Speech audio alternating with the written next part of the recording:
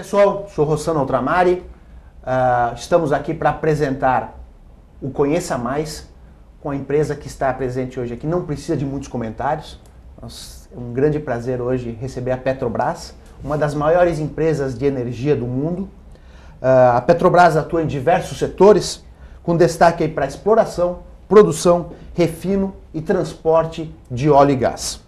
Está aqui hoje conosco o senhor Almir Barbassa, CFO da companhia. Barbassa, primeiramente, é um grande prazer tê-lo aqui novamente.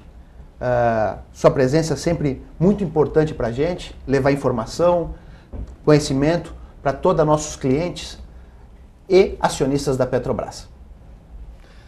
Ok, Rossano, é um prazer estar aqui com vocês e sempre que tiver a oportunidade estaremos novamente juntos. Ok. Para realizar esse bate-papo, faz parte da nossa mesa aqui o Daniel Noronha, integrante da área de análise. Bom dia, Daniel. É isso aí, Rossano. Senhor Almir, obrigado. Realmente é um prazer tê-lo aqui. Reforço aí as palavras do Rossano. Almir, eu acho que o modelo de negócio da companhia, a maioria das pessoas já conhece. Então vamos direto ao ponto. Nos últimos 30 anos, a Petrobras apresentou um crescimento médio de produção em torno de 2 dígitos. Porém, nos últimos anos, esse crescimento não tem apresentado esse ímpeto tão grande de 2 dígitos, vamos dizer assim. Aquele crescimento do passado ficou para trás? Não, Rossano. Se você observar, se você pegar a curva de produção da Petrobras, ela não apresentou um crescimento contínuo todo o período. Existem momentos que o crescimento é muito rápido, existem momentos de uma relativa estabilidade. Isso depende da maturidade das descobertas. O que nós estamos vivendo hoje? Nós estamos vivendo a pré-rampa, vamos dizer assim, do pré-sal. O pré-sal, descoberto há 5 anos, né, já produz hoje quase 200 mil barris por dia, mas ele ainda está naquela fase de testes, de conhecimento, e aí isso é a preparação para o grande crescimento, o que vai fazer e vai trazer esse diferencial aí. Esse é o principal foco desse novo plano de negócio que nós anunciamos, foco no EIP, foco no crescimento.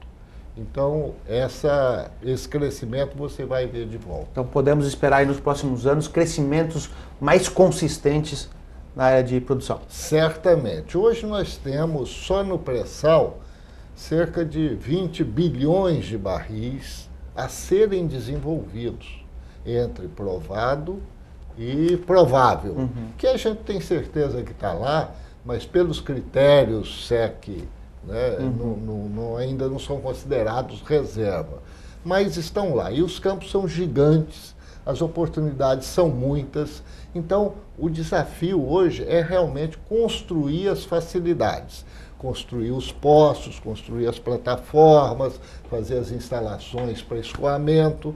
Então é isso aí, não tem mais o desafio de achar. Então agora é uma questão mesmo operacional. E esse é o foco que temos nesse momento. Perfeito. Bom, perfeito, Almir. Acho que já que tocamos nesse plano de negócios, né, um dos pontos que mais nos chamou a atenção, obviamente fora essa trazida de meta mais para a realidade, né, metas mais palpáveis, foi o plano de recuperação da bacia de Campos, né, o aumento de eficiência operacional. A gente viu que o montante a ser gasto ali ia ser aproximadamente 5,6 bilhões de dólares, um montante alto. Tem que você precisar um pouco mais que impactos desses gastos e como vocês planejam reativar essa eficiência operacional para a Petrobras, o que isso pode trazer de benefício para a companhia? Vamos primeiro caracterizar que bacia de Campos é essa. Né? Não é a bacia toda, é a bacia antiga, os campos mais antigos lá da bacia de Campos. Eles são hoje responsáveis por cerca de 450 mil barris por dia, enquanto a parte nova está entre cerca de 900. O dobro praticamente, né? Então, essa parte antiga da bacia de Campos, que nós chamamos de UO, Bacia de Campos, né, o OBC, tem a outra que é a Unidade Operacional Rio, que são o Marlim e esses campos mais novos. Isso aí requer, qualquer campo de petróleo, qualquer produção requer manutenção. Manutenção dos poços, você tem que fazer o workover, né? Repassar o poço, limpar, revitalizar o poço. Você tem que fazer limpeza nos dutos e você tem também que fazer manutenção acima d'água, na plataforma, né? Nos equipamentos e tal. Isso aí, dado esse crescimento grande que nós tivemos nos últimos anos, de descobertas, isso sofreu um pouco a carência do planejamento nos últimos anos. Revelou-se, então, o que era decorrente dessa situação, foi uma queda de produção em virtude da falta dessa manutenção. Agora estamos programando essa manutenção, fazendo os investimentos que são necessários e, com isso, nós vamos conseguir produzir o óleo mais barato da Petrobras, que é esse óleo que a gente está perdendo por eficiência. Já que os equipamentos estão lá, o posto está lá e tal, é só uma questão marginal de investimento para fazer a manutenção. Ah, perfeito. Bom, já que a gente está falando de produção, eu acho que um assunto que está em voga aí na mídia, sem sombra de dúvidas, é sobre a indústria naval do Brasil e a capacidade dela de atender essa indústria offshore de petróleo e gás.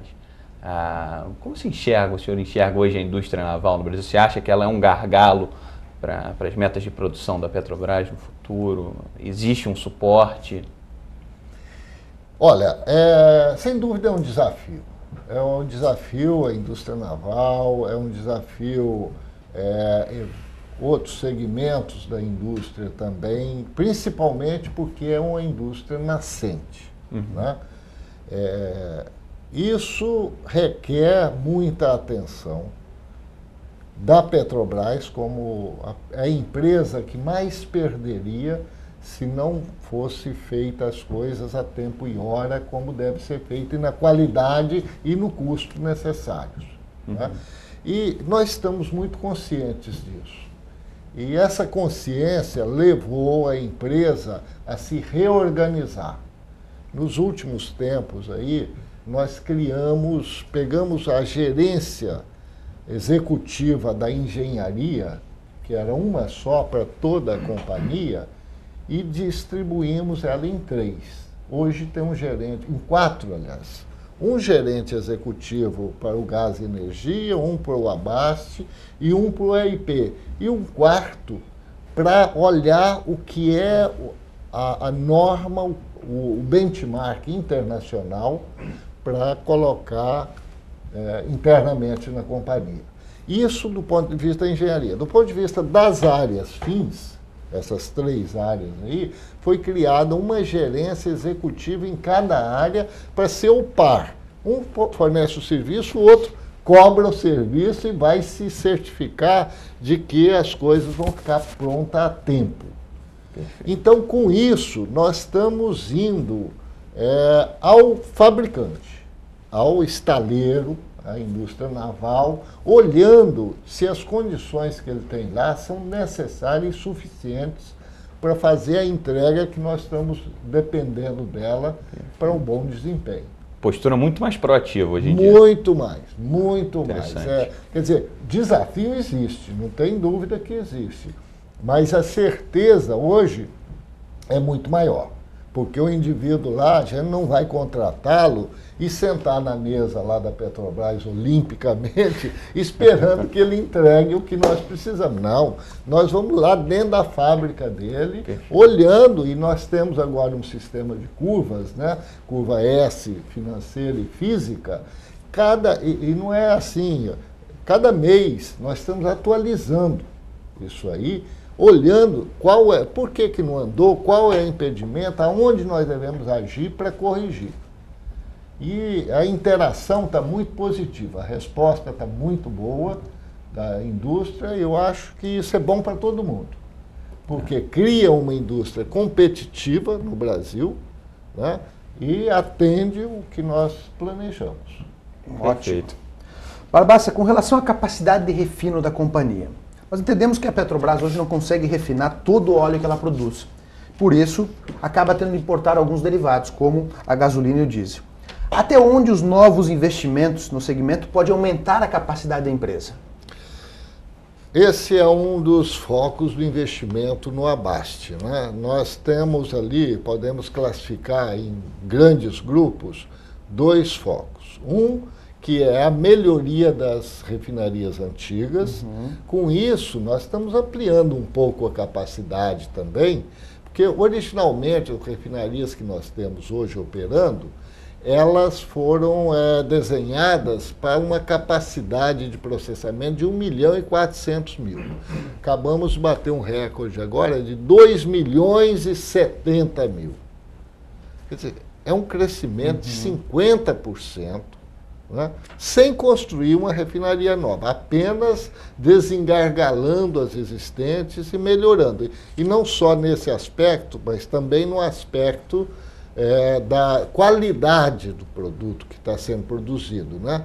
Hoje nós estamos preparando para, a partir do ano que vem, produzir S50, né? Conteúdo de enxofre de 50 ppm na gasolina e no diesel. E podendo até, em alguns casos, chegar a S10, atendendo a legislação e podendo, assim, produzir um derivado que seria vendável no Brasil, mas não só aqui, na Europa, nos Estados Unidos, que hoje o nosso produto não pode entrar lá, né, na especificação que sai aqui. Então tem esse aspecto e tem um aspecto do crescimento de capacidade, que são a construção das novas refinarias.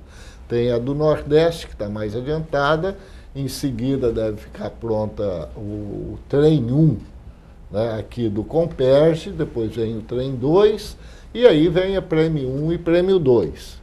Agora, os critérios para esses investimentos aí, eles foram anunciados no plano também, benchmark internacional, parâmetros internacionais de custo. Nós não vamos fazer a refinaria nova aqui se ela não tiver as condições que se encontram, que você poderia fazer em outro local. Perfeito. Perfeito. Bom, já que a gente já tocou nesse assunto de segmentos de abastecimento, eu acho que não tem como escapar da pergunta, né? A gente vê uma disparidade de preços, principalmente desses derivados, gasolina e diesel, muito grande nas praticadas internamente e no mercado externo. A gente sabe que vieram de 2 reajustes, a Petrobras vem de 2 reajustes de preços.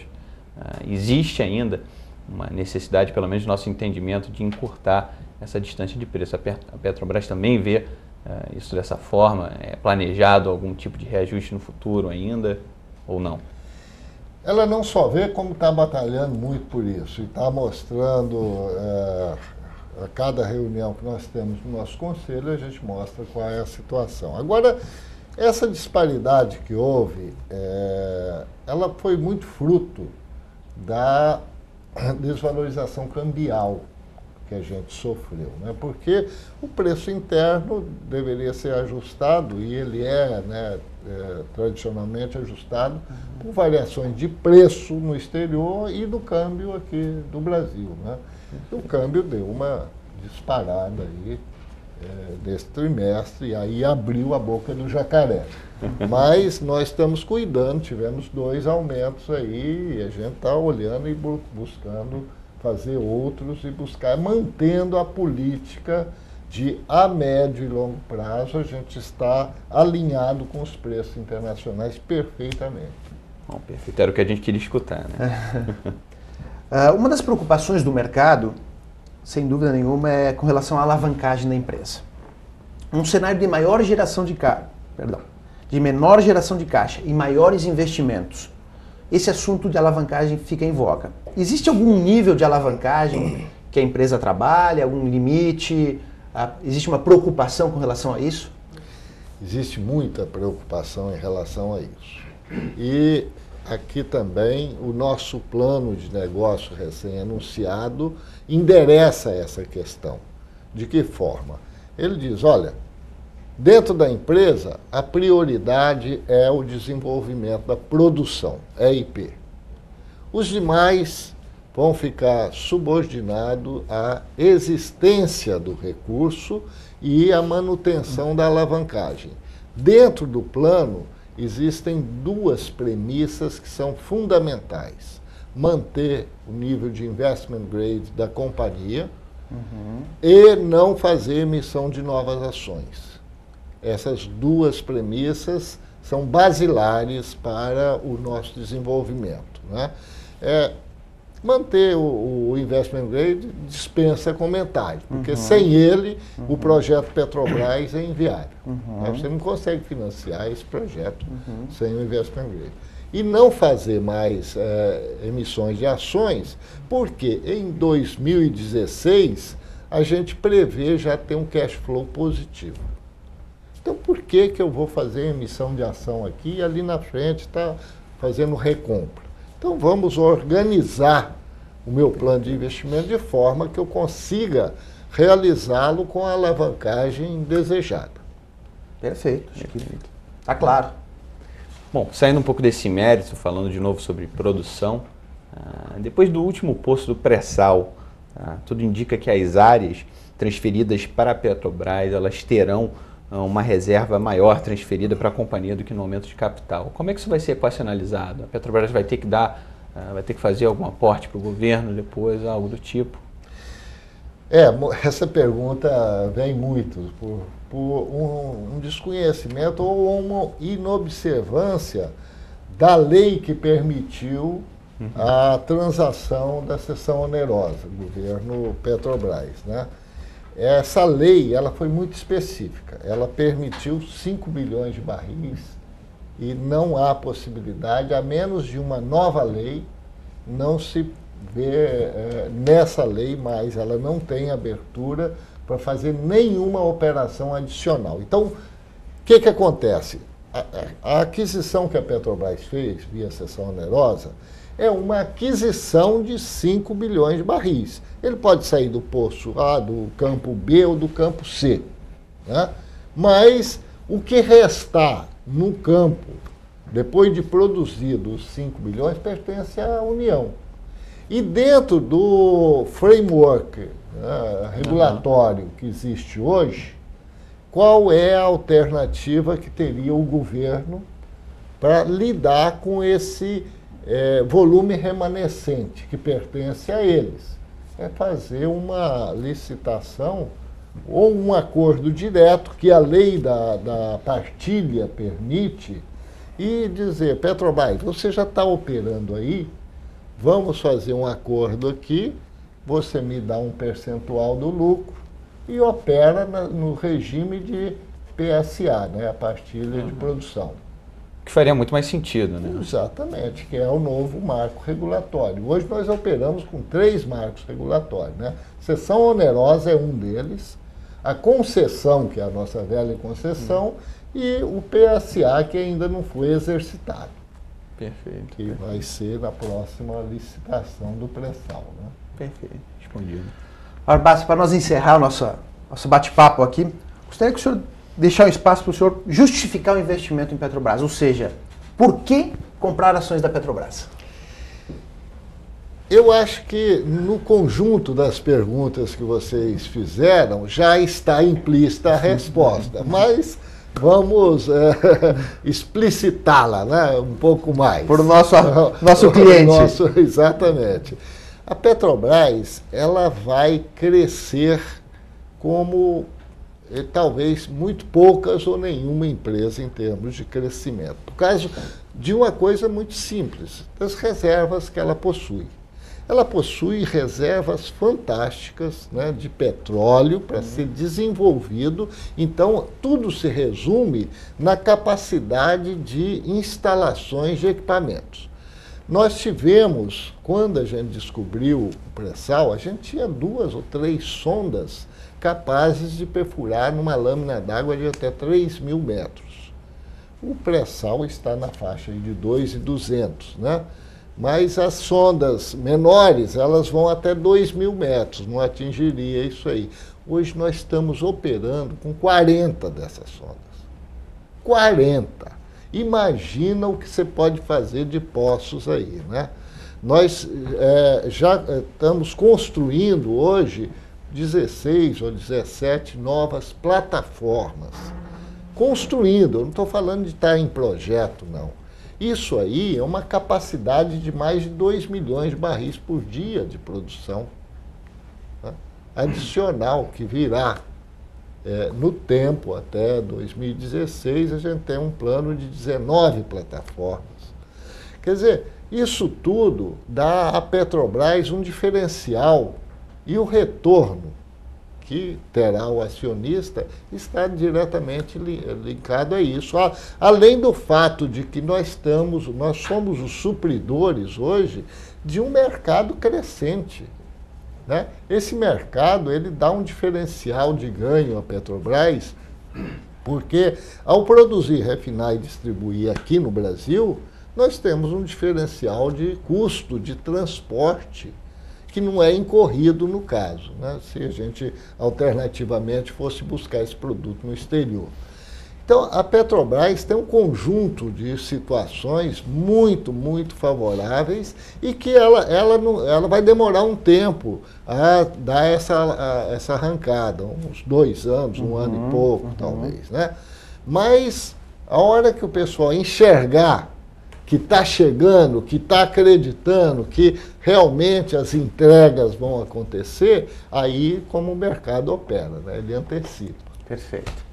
Para o acionista que já tem ações da Petrobras, o resultado do trimestre passado é uma coisa ponto fora da curva, a tendência agora é resultados mais consistentes? Sem dúvida. O resultado do trimestre passado é grandemente devido à desvalorização cambial, né? Só na desvalorização cambial a gente teve um efeito líquido de 6,4 bilhões de reais. E o prejuízo foi de 1,3. Quer dizer, você vê aí o quanto que ultrapassou, né? Mas isso é uma coisa que ela não tem o efeito caixa, como todos sabem, ela tem o efeito dividendos, se dependendo do que for feito, for aprovado pelo Conselho, né, e pela Assembleia, mas é um colchão. Eu vejo isso como um colchão. Desvalorizou o real, você reconhece o prejuízo em função da dívida. Valorizou o real, vem tudo como resultado. Perfeito. Então é uma questão de momento. Então, ele, além de não ter esse significado, operacionalmente a empresa teve um problema, não, nós tivemos um reconhecimento grande, acima da média, de poços secos, né? Mas foi uma coincidência de várias leasings, né? Você está vencendo o seu prazo, e aí a gente teve que dar a definição final sobre as perfurações feitas. Mas, fora isso, a empresa segue no seu ritmo operacional crescente. Perfeito. Muito bom ouvir isso. Realmente foi um grande prazer tê-lo aqui hoje. E agradeço mais uma vez a sua visita. Espero vê-lo em breve. Muito obrigado. Esse foi mais um Conheça Mais da XP Investimentos. Muito obrigado a todos e até a próxima.